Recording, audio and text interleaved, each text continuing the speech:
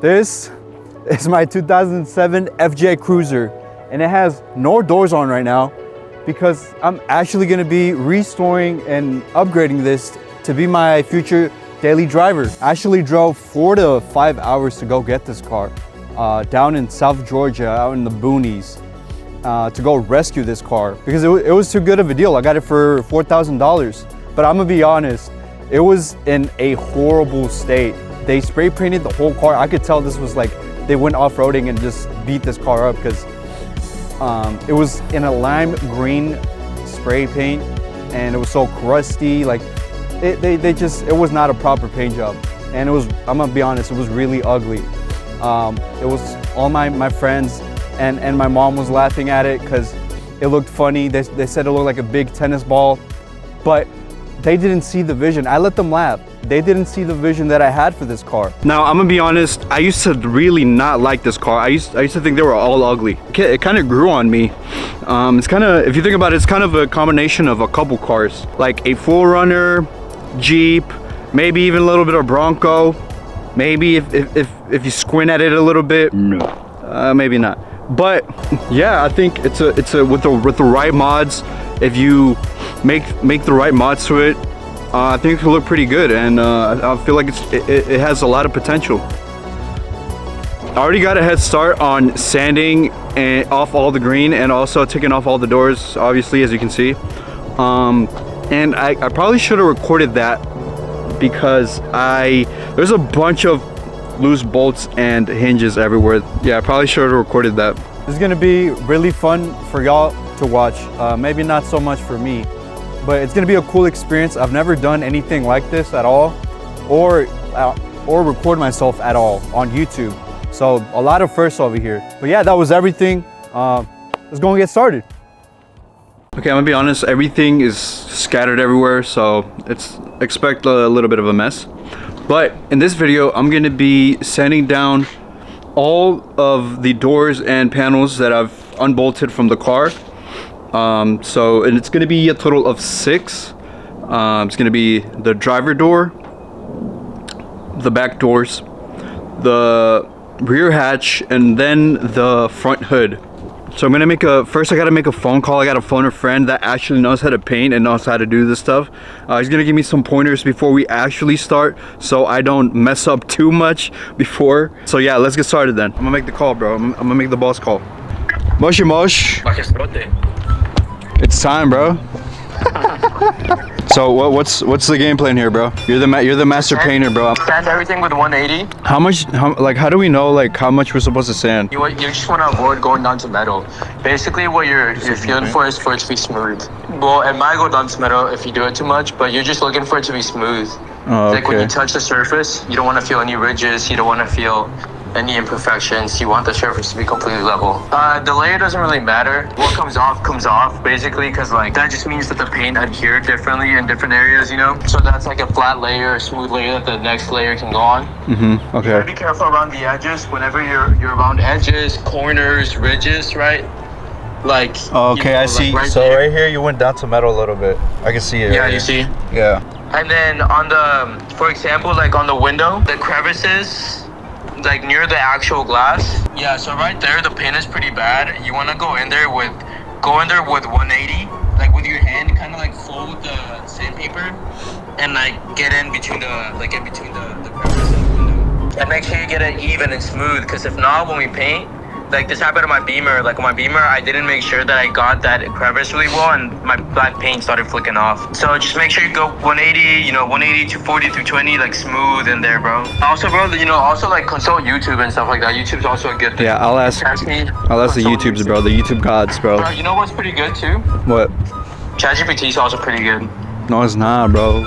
ChatGPT is washed nowadays, bro. It's all about Gemini nowadays. I bet. All right, bro. Appreciate. Thank you for your enlightenment. I charge, bro. You charge? You charge like a lawyer, bro? You charge for each call? Retainment cost, bro. Alright. So it was finally time to start painting, and off the bat, I had no idea how to put my mask on the right way. No, it just disconnect it, connect it through your neck. Oh. Then put the mask on, and it feels. And this gives you an idea of where my skill level's at. Bro. You're the knower. After finally figuring out how my mask works, I turned the sander on and started working. I don't know what I'm doing, bro, but This was literally my first time ever sanding anything. My friend grabbed one side and I grabbed the other, and we just went for it with 180 grit.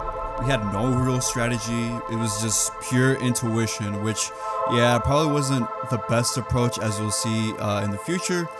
But we were just feeling it out. We went left to right, top to bottom, and basically the whole time we were just trying to take off as much paint as we could.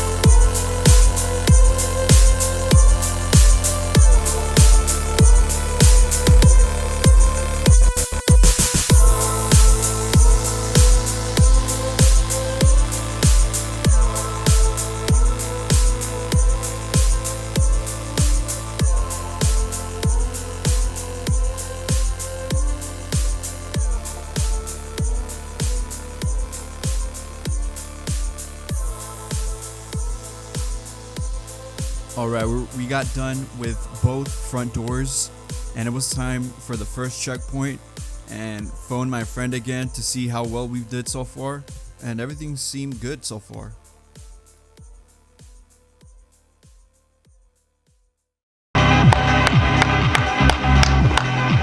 Alright, we finished the first one already. We already started working on the second one. So we got down to like the primer of the first original coat. Some spots that we didn't sand all the way because we're probably gonna do it by hand. This isn't too bad for the first time, but we're finding that some parts are harder. So like on the bottom part, the bottom part was way easier to do. It's uneven. So the bottom is easier, and then like the top is harder. Yeah. But I mean, not too shabby. Yo, How's it looking, bro? it's pretty good, bro. Yep. The edges, if you don't want to burn them, you can always do the edges by hand. Like take the sandpaper off and do it by hand. Yeah, bro, it's looking good, bro. You just want to get smooth, even, and then work your way up to 320. If Boston says we're good, bro, we're good. I'm pretty sure I got bruises on my nose. I got a bruise on my nose, and we look like avatars right now. But we did this by ourselves, bro. Me and you, bro. No master painter. No master painters around here. No master painters, huh? Look at that smirk. Thinking it was all sunshine and rainbows. But little did I know, I had actually made a mistake that would cost me more time and make me waste more money. Some of the painters might already know what I'm talking about, or if you were listening to what my friend Renato was saying earlier, you might have caught what I had done.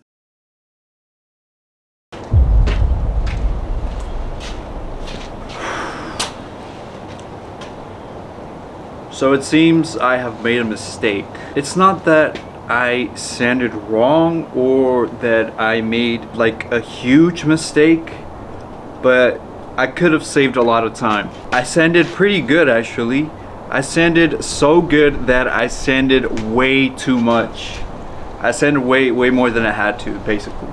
I'll just show you. So here's the front right passenger door that me and my friend did, and you can see we sanded most of the blue off. And you know, we still haven't sanded, you know, the small parts, the detailed parts. I'm still gonna do by hand.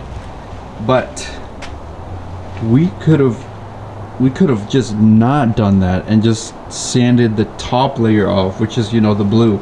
We could have left the blue on, but I thought I had to take it all off. You could see.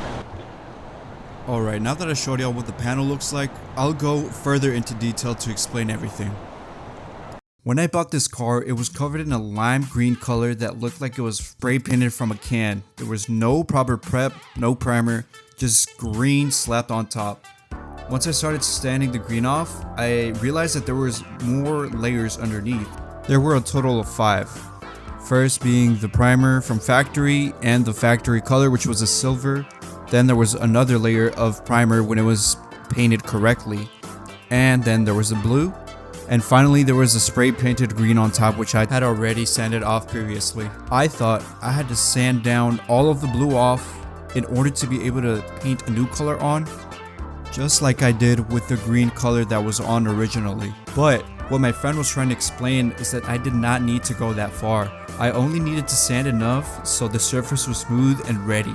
If the existing paint was stable enough, I just had to sand down a nice even base to apply primer and then paint over that. But thankfully, the next day, my friend was coming over to sort everything out. Look who just pulled up. Look who just pulled up, man. Look at this dude, man. This is no fashion show, bro. We're here to work.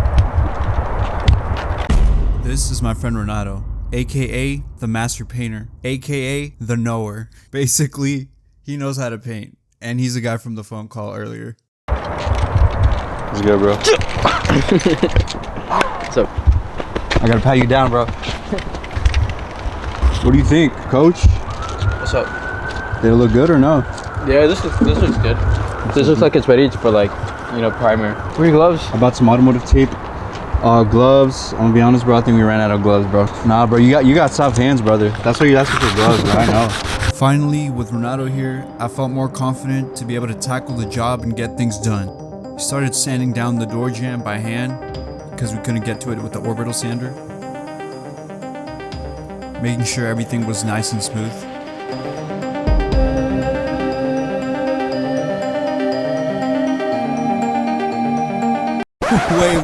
Wait. Is this dude looking up a YouTube tutorial while he's working on my car? We're going to be using an 80 grit. In our 80 grit, we're going to use the same block where we're using a small area, or working a small area. You want to Yeah, man, I think I might be cooked.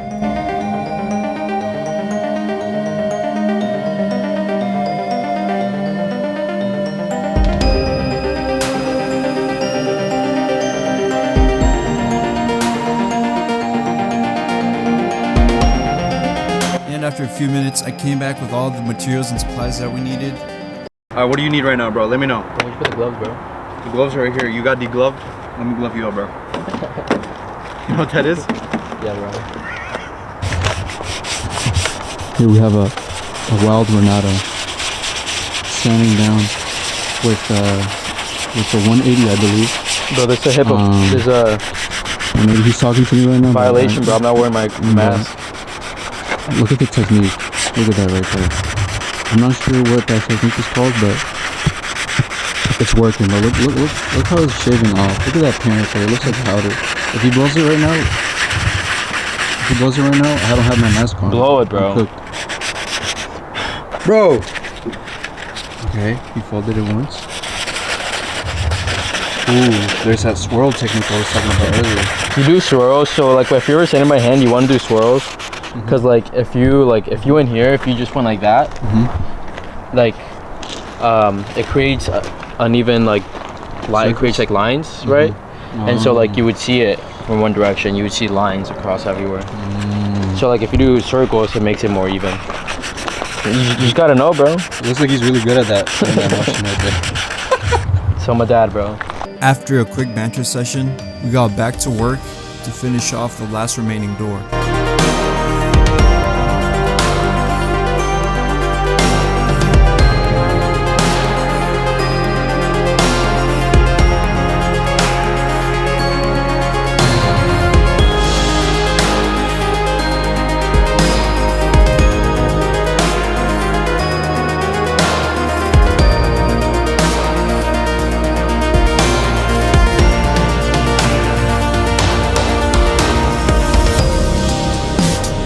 this time I was helping him out. And he gave me some pointers along the way, and I was starting to get the hang of it.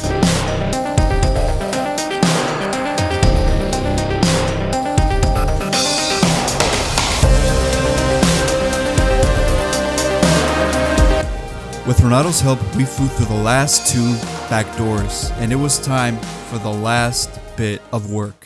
And now we finally have the hood, the last panel.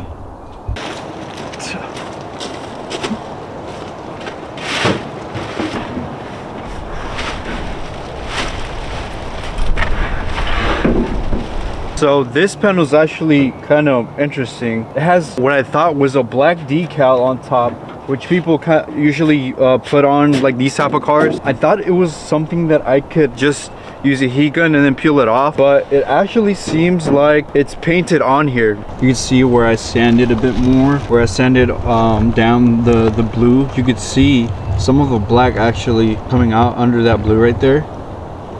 And then you can see here the lime green.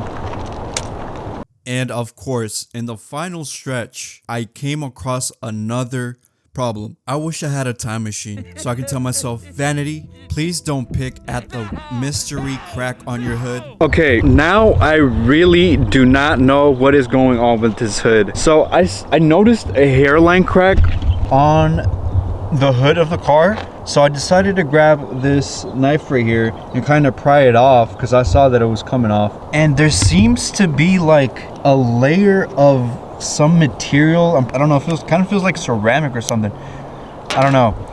But I'm pretty sure that's the original paint color right there under all of this. And I'm not sure what this is. So since I don't know what I'm gonna do with the chip yet, in the meantime, I'm still gonna sand the whole hood down because I mean, it's still gonna get painted.